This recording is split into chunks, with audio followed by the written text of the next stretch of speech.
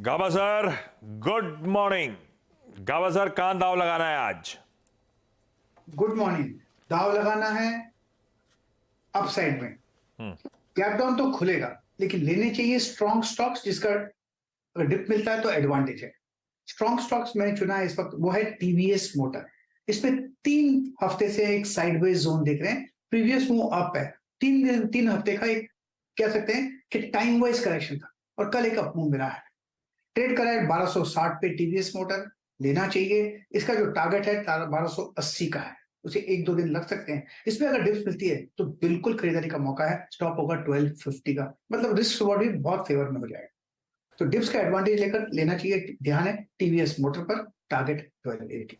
Okay, TVS motor है गाबा sir की call. तो ये एक इस समय की आपकी मोमेंटम कॉल। कल भी इसमें अच्छा मोमेंटम था, ऑल टाइम हाई की ट्रेजेक्टरी में जाके स्टॉक बंद हुआ और कोई भी नेगेटिव न्यूज़ आई उस पर कोई इम्पैक्ट नहीं आया। वो फेम की सब्सिडी या कुछ भी हो, स्टॉक एक अपनी एक अलग ही ट्रेजेक्टरी मेंटेन कर रहा है।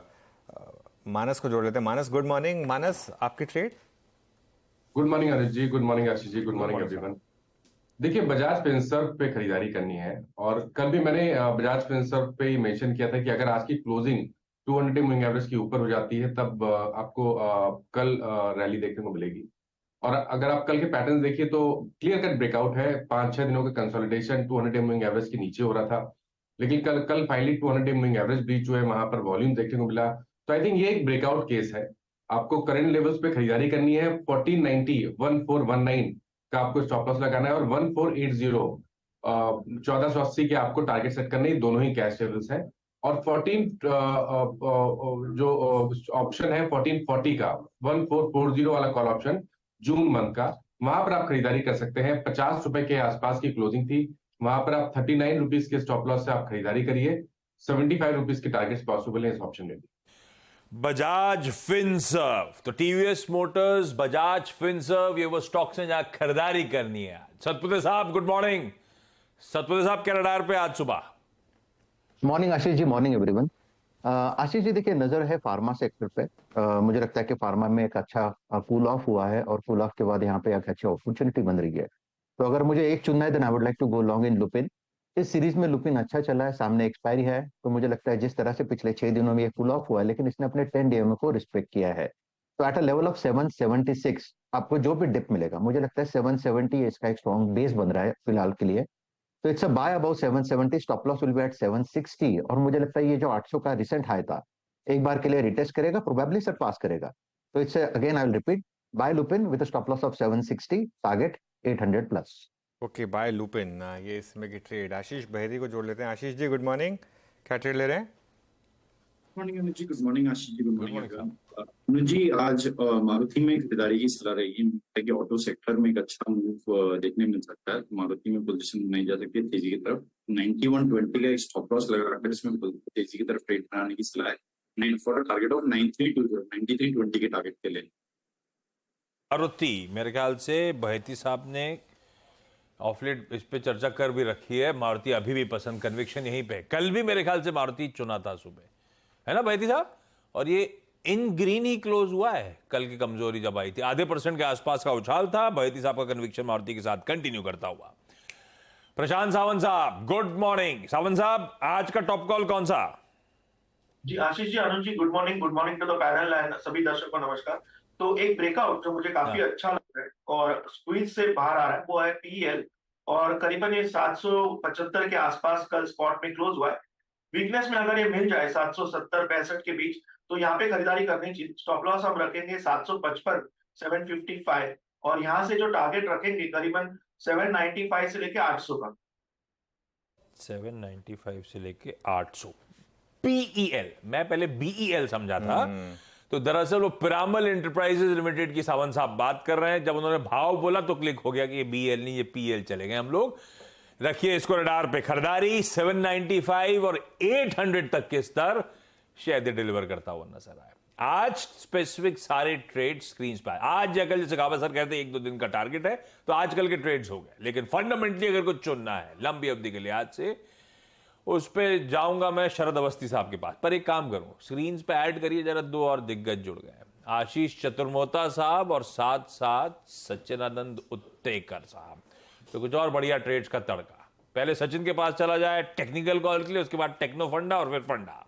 Sachin good morning. सचिन, आज का प्रेफर्ड पिक कौन सा? Good morning Ashish ji, good morning अनुज जी।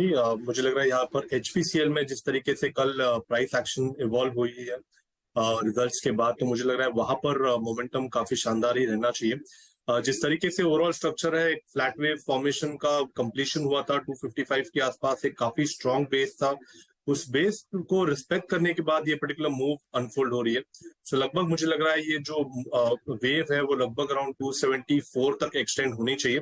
सो खरीदारी करनी है एचपीसीएल के फ्यूचर्स में, जो लगभग अराउंड 263 के आसपास फिलहाल ट्रेंड हो रहा है। स्टॉप लॉस आपको 259 पे लगाना है। इंट्राडे के लिहाज से अराउंड 269 के आसपास का स्विंग बन सकता है, बट पोजिशनली 1 से 2 दिनों में 274 से 275 के आसपास के स्विंग्स की पॉसिबिलिटी ज्यादा नजर आ रही है। तो खरीदारी करनी है एचपीसीएल के फ्यूचर्स में। खरीदारी करनी है एचपीसीएल के फ्यूचर्स में, ये है सचिन की राय।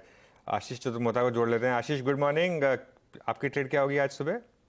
गुड मॉर्निंग अनुज। देखिए, तो हमें जो स्पेस पसंद आ रहा है ऑटो स्पेस में, मारुति काफी अच्छा लग रहा है और डिस्क्लोजर है कि स्टॉक हमारे पोर्टफोलियो में हम ओन करते हैं। मुझे लगता है कि जिस तरह से निफ्टी ऑटो इंडेक्स ने एक बहुत ही लंबे कंसोलिडेशन के बाद, करीब करीब 4 से 5 साल के कंसोलिडेशन के बाद एक नया ऑल टाइम हाई लगा है, तो यहाँ पर पे आपको काफी अच्छा इंटरेस्ट देखने को नजर आएगा। हम देख रहे हैं टीवीएस मोटर्स जैसे स्टॉक ने नया ऑल टाइम हाई बनाया, आयशर मोटर्स ने नया ऑल टाइम बनाया। अब मुझे लगता है जो कंसोलिडेशन है वो काफी अच्छा मारुति के अंदर में हुआ है और एक बहुत ही बढ़िया बेस 9050 9100 की रेंज में बना है। तो मेरे हिसाब से यही सपोर्ट जोन है और ऊपर में स्टॉक अपने पुराने ऑल टाइम हाई को क्रॉस करने की तैयारी करेगा, जो कि हमने देखा था मार्च 2018 में बना था। तो मेरा मानना है स्टॉक इवेंचुअली 10,000 की ट्रेजेक्टरी में एंटर होता हुआ नजर आ रहा है।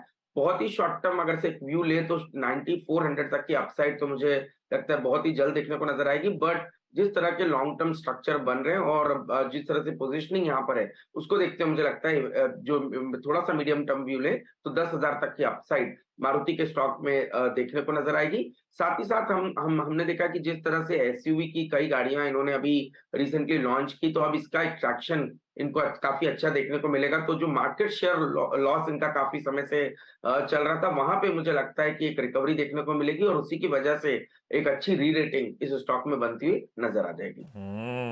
मारुति पे कंसेंसस है भाई, कल से बहेती साहब तेजी करवा रहे हैं और चतुर्मोता साहब का टेक्नो फंडा पिक भी आज का यही है। रिकैप कर दूंगा आगे। ये एसयूवी जिमनी विमनी की टेस्ट राइड ले क्या चतुर्मोता साहब? लेने का मन तो नहीं बना लिया?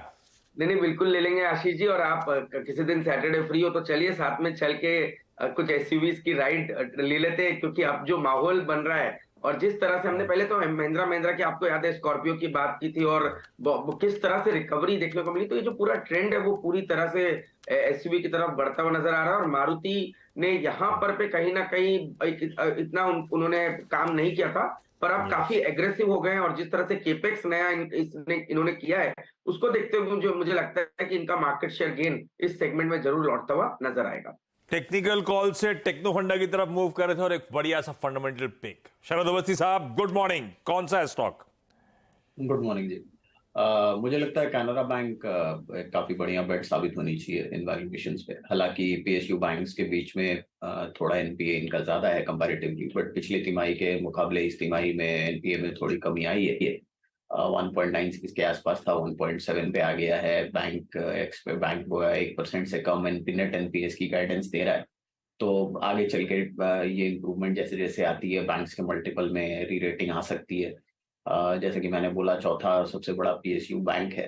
पोस्ट मर्जर टेक्नोलॉजी पे काफी बड़ा खर्च कर रहे हैं ताकि जो न्यू जनरेशन डीआईवाई कस्टमर्स हैं उनको अट्रैक्ट कर सकें, उसका भी फायदा आने वाले समय में मिलना चाहिए। कासा रेशियो बैंक का कंपैरेटिवली लोअर है, वहां पे भी बैंक का फोकस है कि ग्रेजुअली वो अपने कासास को इम्प्रूव करेंगे। कंपनी की 2 सब्सिडियरीज एएमसी बिजनेस और लाइफ इंश्योरेंस बिजनेस अगले 15 से 18 महीने में लिस्टिंग हो सकती है, तो उसका एक एडेड एडवांटेज होना चाहिए।